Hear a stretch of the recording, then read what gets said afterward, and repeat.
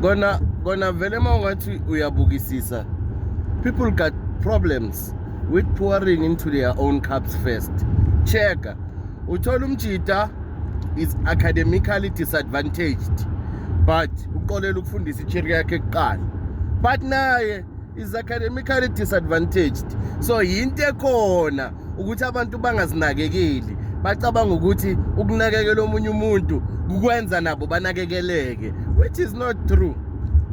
Men were taught ukuthi they should provide, but abantu they misunderstood the concept. Men are now providing for girlfriends. Thengela intombi zabo izinto ezikhala kahle, bayithengela imoto, bayithengela ini. Mase kufika i-break up, they want to repossess all of those things because they know it was not the right thing to do. You understand?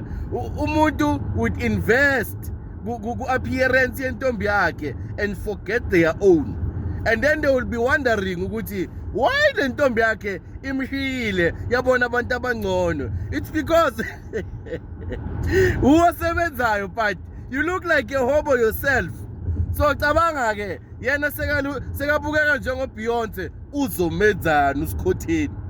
You understand? People should really reevaluate all the things they have been told. Bazi ukuthi funa uzinakekele wena kuqala.